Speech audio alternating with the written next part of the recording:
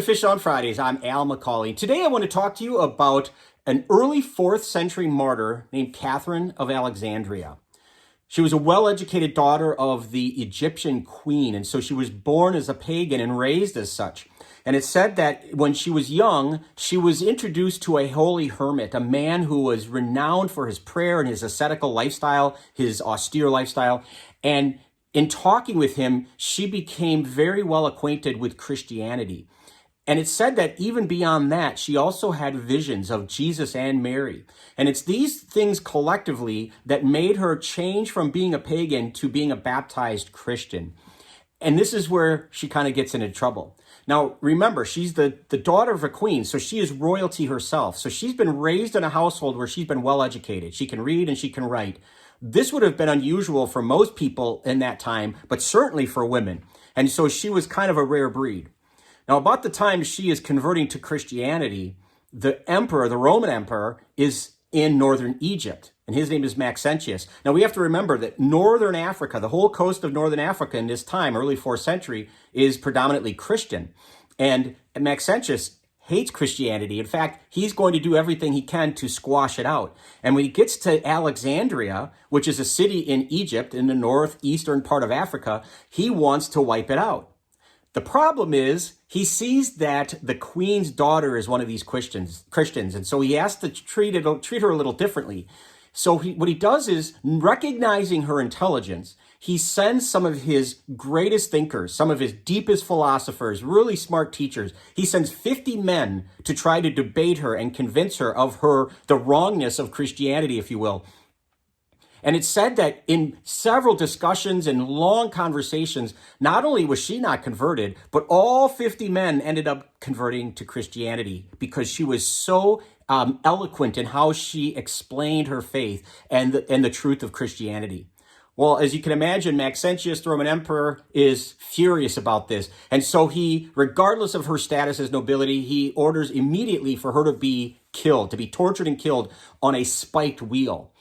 And it's said that when she went to the spiked wheel, to her place of torment and eventual death, all she did was touch it and it shattered into splinters.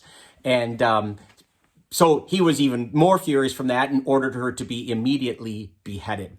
Now, I'm going to stop right there and say this. If you look at any painting, images, icons of St. Catherine of Alexandria, which there are many, you're going to notice some of these symbols in the paintings that I just mentioned. You're going to see a spiked wheel, sometimes in pieces, to represent that manner of death that was supposed to kill her, but didn't.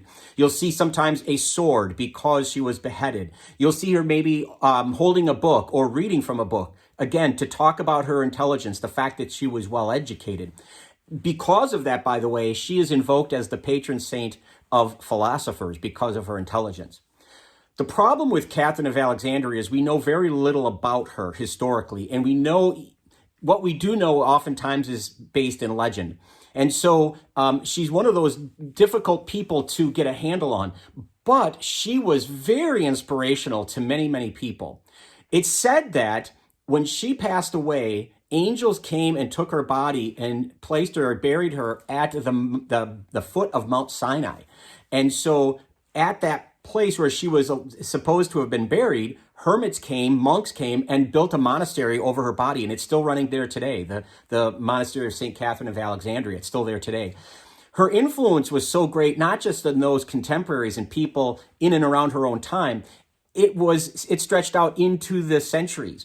It's Catherine of Alexandria. She's one of 3 saints who will appear repeatedly to Joan of Arc in the 15th century when she's going through her mission and eventual trial. And it's fascinating to think about this because one of the things that happens to Joan of Arc is, and you probably know the story of Joan, and if you don't, by the way, I did an episode on her, of Fish on Fridays.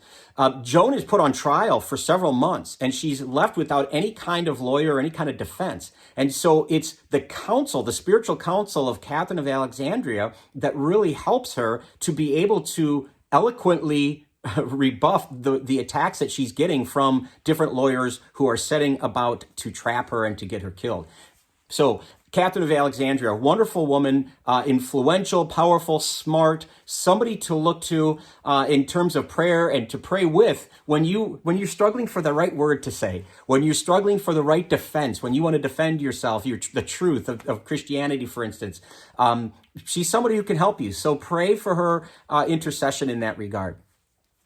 Thanks for watching. If you'd like to share this content, you're welcome to do so. We'd love it if you would subscribe to our YouTube channel. We'd like it if you would follow us on Facebook. That'd be great. But either way, please keep tuning in every Friday for Fish on Fridays. Until next time, please be good to each other and God bless.